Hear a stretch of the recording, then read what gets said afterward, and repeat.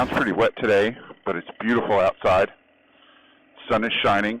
It's already in the mid-50s. So hopefully the big rain we got yesterday cleared off a good bit of the road grit, dirt, salt, and crap from, well, I guess the salt would be gone by now, but we had a big snow a couple weeks ago. We got about 8.5 inches in my driveway, which was nice. Do I want to go that way? Yeah, let's go that way. So, you know, when that happens, they put all that dirt down on the road to aid traction, which is great for cars,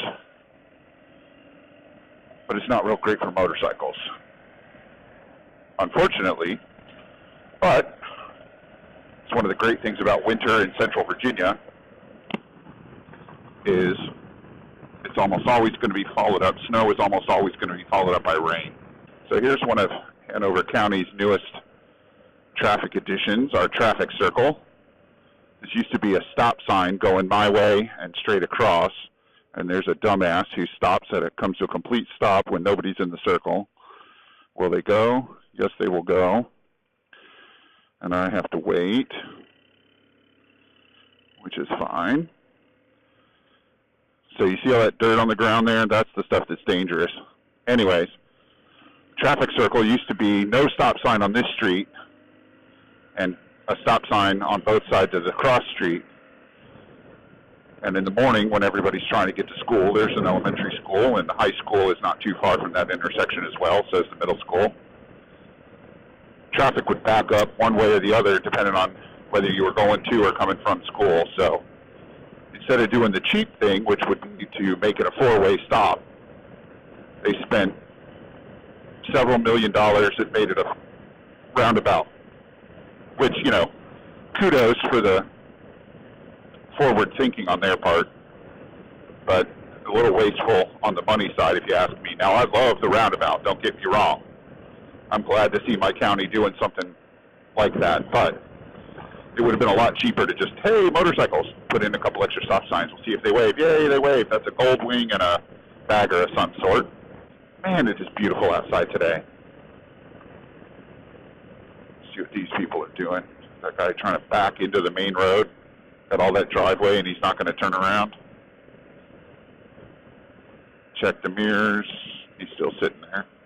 Maybe he's fiddling with his phone. Anyways, you know what? We're going to stay straight on this road, sit at the stoplight for a minute. Let everybody else turn right. I mean, we're getting on the main road, but there's no reason in getting on it right now, right? So we're going to head into Richmond. I did the same video last week with the other comm system connected to the Cena Prism, and it cut out a lot. It didn't work very well, which was unfortunate, because I just wanted to give you guys a tour of downtown Richmond. Now we're going to hop on 95 South here and go straight into downtown Richmond for a little tour of the Cary Street corridor, part of which they call Carytown. And it goes from, it's all Cary Street, and it goes from one end of Richmond at 195 to the other end of Richmond, which is basically US 60-ish. There's several major roads that go through the city itself. There's, of course, Interstate 95, which goes north to south, and it's much easier to transit since they took out the toll booths. Now, if you know the Richmond area and you're thinking, toll booths, what the hell is Wes talking about, toll booths? It's been maybe 10 years or more since they took the toll booths out. But when I was in college and my friends were going to VCU, which is right in the middle of downtown Richmond, and you'll see it, to come south into the city, you always had to think ahead, because if you didn't have any cash and it was late at night, which invariably when I was coming into or out of the city, it was late at night, if you didn't have any cash, you didn't have any coins, and the booths were unattended, which admittedly was rarely. I think they were only unattended from 2 a.m. to 6 a.m. or something like that on the weekends especially. At any rate, you had to think ahead and hop off and cut over to Route 1, which is what we call U.S. Highway 1 in Virginia. I mean, I suppose they call it that everywhere, Route 1. But it is the U.S. highway with the shield symbol and the number 1. And that was not toll, so that was easy enough to get into. But it's been many years since the toll booths were there. But I remember them, and I remember exactly where they are. Because if I wasn't paying attention, I had to scramble for 35 cents to get through the toll booths to go see my friends or play my gig or whatever we were doing in the city. So anyways, we're going to go from one end to the other, and that was I-95 goes north to south or south to north through the city. It crosses the east to west interstate highway, which is I-64, which in Virginia goes from the ocean, you know, Virginia Beach, Hampton Roads, Norfolk, that region, all the way across the state, past Richmond, through Richmond, past Charlottesville, and on up into the mountains and over to the West Virginia border. Now, if you've never done I-64 through West Virginia, you are missing out, because normally somebody doesn't think of an interstate highway as being a beautiful road. But I-64 through West Virginia is some of the most beautiful riding you could want to see. And then, of course, it gets even better if you get off I-64 in West Virginia. It's just a beautiful, beautiful state to ride in. So those are the two interstates, and then 95 has two spurs. There's 295, which kicks in a few miles north of the city, near Ashland, the self-proclaimed center of the universe, and goes around the city to the east and comes back and connects back to 95 south of Petersburg. I believe it's about a 45-mile spur, and they put that in to make it easier for people to get around the city, naturally, but also to make it quicker to get to the beach. Because you used to have to go all the way down 95 and then catch 460 or 60 or 64, but you had to go into the city in a significant fashion to get on those routes east. Now you just hop on 295, and 20 miles later you can jump on 64 and head east to your heart's content.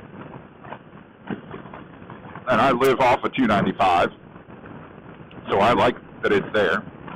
And then the other spur is 195, which is what we're on right now. And if you know the way that the numbering system on the interstate highways works, then you know 2 even number is around and 1 odd number at the front is directly into. So that's why 195 south right here says downtown. Now the Pearl White Parkway there is a toll road, but you also saw that it had 60 and 360 on it. And that will take you all the way to, again, east and west through this entire state. And those are 2 of the other major roads that come through the Richmond area. So there's US 60 and US 360. 360 also goes through my county. There's also US 1, of course. There's US 33, which you can take all the way to Harrisonburg, or is it Harrisburg? I forget. One of the two. It's the city where James Madison University is, out on Interstate 81, along the western spine of the state. And then there's also US 301, which is called Chamberlain Avenue in most of the area. They change it up here and there, but for the most part it's called Chamberlain. Layne. I have no idea who Mr. Chamberlain was. I should probably do some research about that. So we're going to take a little detour and check out City Stadium, which is where the Richmond Kickers play.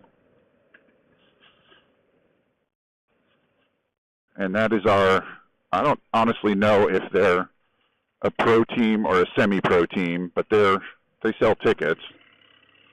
And they've been asking for a new facility for a long time. And you'll see why.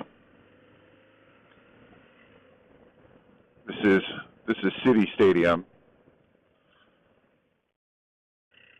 And there just ain't much to it. Kickers, yeah, Richmond Kickers. So they got bleachers, a little amphitheater thing going on. Dog taking a dump right in the middle of the field, which is awesome. I don't know if you can see that on the video.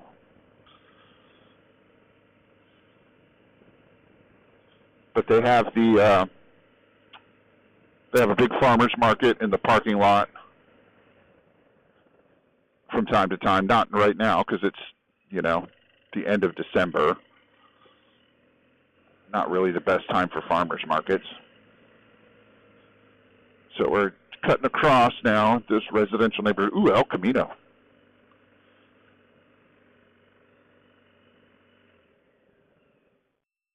And once we get across this bridge, I will stop, yield to the vehicle on the right. Thank you, lady. And there's 195, which we just got off of. Stop sign at the other end of the overpass. Oh, nice boarded up house. That's lovely. Another lady walking her dogs.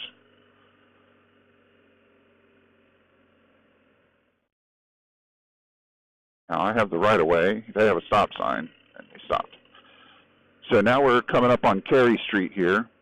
So this will take us through the part of town, part of Richmond known as Carytown. It's a one-way street for a ways. Certainly this part is a one-way street.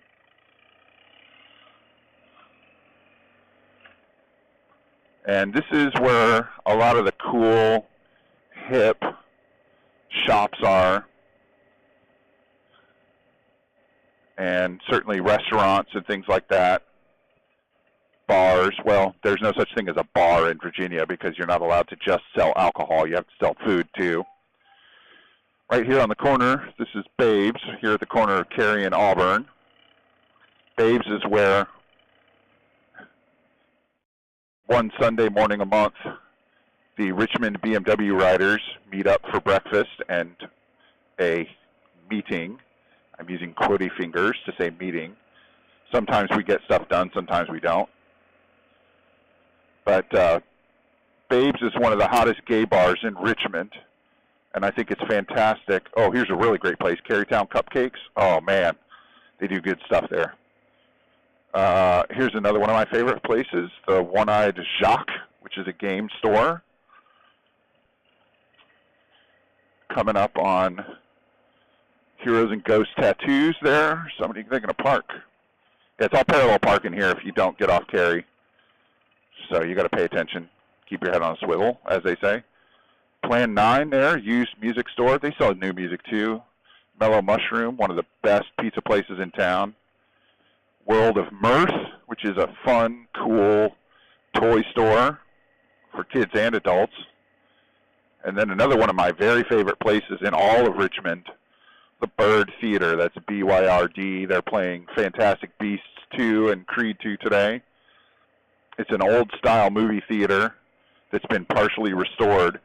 But the best thing about the Bird Theater is the organ. They got a massive organ in there that every Saturday night a dude, and I forget his name, comes in and plays the organ before the evening features. And it's just amazing to listen to that old-time instrument. They're so much more versatile than you can possibly imagine if you've never played an organ or never heard one played well. It's just an amazing thing to behold. So anyways, I was talking about Babe's, which is where the Richmond BMW riders meet one Sunday a month. And it is absolutely one of the hottest gay bars in the city. And apparently one of the old-time our BMW R members knew the owner, like I think the original owner, and they've got kind of a party room, dance room. They have drag shows and whatnot in there. But they make a pretty good omelet. And, you know, BMW riders are all about breakfast. Well, I mean, we'll use any excuse to RTE, right, to eat, right? Get that food going. But especially breakfast. You make a decent omelet, and there's probably a BMW motorcycle out front in the parking lot most weekend days. So at any rate, that's where my local chartered motorcycle club meets. Fresco and Addison, that's a great place. Vegan fare, and the owner's father rides a BMW. I believe he has an R1200 RT. I don't know why I know that, but I do. Probably because I go everywhere on my BMW, and people come out of the woodwork and go, hey, I know this guy that has BMWs. Olio Bistro, that's a good place too. So that was a quick trip through Carytown. It's not real exciting. I mean, it's better if you stop. My butcher is in there. I went to a butcher shop for the first time. Why you want to die?